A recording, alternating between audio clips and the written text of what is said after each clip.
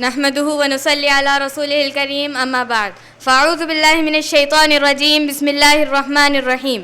جناب صدر، محترم اساتذہ اکرام اور میرے عزیز ساتھیوں، السلام علیکم ورحمۃ اللہ وبرکاتہ.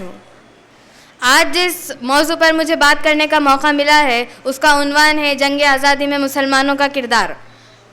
جیسے کہ ہم سب جانتے ہیں کہ 1857 میں ہندوستان کی جنگ آزادی کی شروعات ہوئی.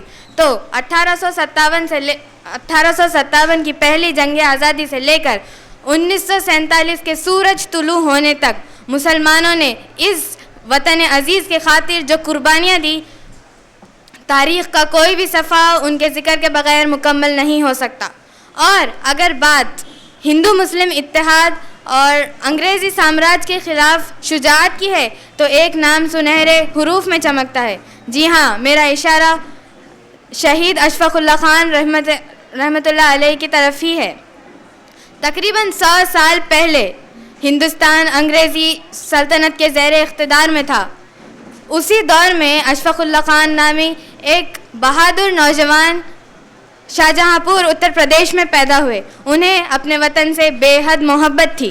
جیسے جیسے وہ بڑے ہوئے انہوں نے ہندوستانیوں کی مشکلات اور ان پر ہونے والے ظلم کو دیکھا. انہوں نے انگریزوں کے خلاف آزادی کے جد و جہد میں شمولیت اختیار کی اور ایک عظیم انقلابی رام پرساد بسمل کے ساتھ مل کر کام کیا.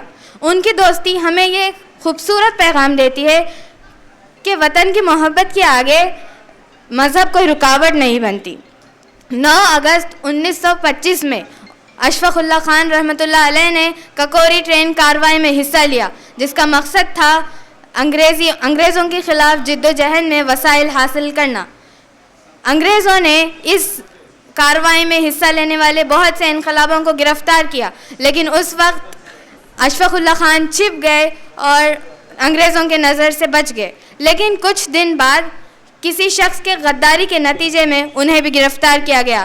27 سال کی عمر میں 19 دسمبر 1927 میں انہیں پھانسی دے دی گئی.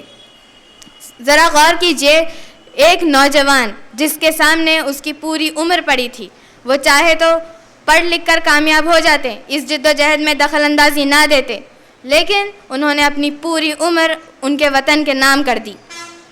انہوں نے ہمیشہ ہمیں یہ سبق دیا کہ وطن سے محبت سب سے بڑی چیز ہے. ہندوستان کی آزادی کی تاریخ میں کئی قربانیاں تھیں. اس آزادی کے خاطر ہر مذہب اور ہر قوم کے لوگوں نے جد و جہد کی اور انگریزوں کے خلاف مقابلہ کیا. مسلمانوں نے بھی اس تحریک میں نہایت اہم کردار ادا کیا اور اپنے مال، جان اور آرام کی قربانی دی.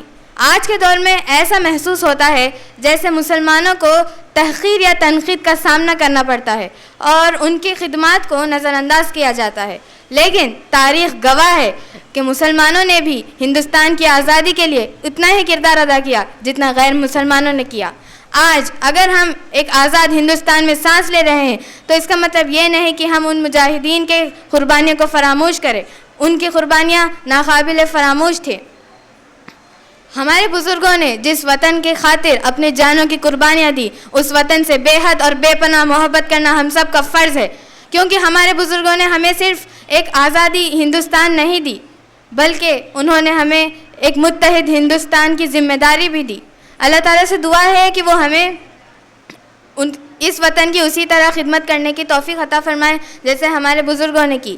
آخر میں مجلس العلماء والحفاظ یونائٹڈ ڈسٹرکٹ ورنگل کے تمام منتظمین کا تہہ دل سے شکر ادا کرتی ہوں، جنہوں نے ہمیں اپنی صلاحیتوں کو اظہار کرنے کا یہ بہترین موقع سے فراہم کیا. اللہ تعالیٰ ان کے ہر کاوش کو قبول فرمائے اور انہیں جزائے خیر عطا فرمائے.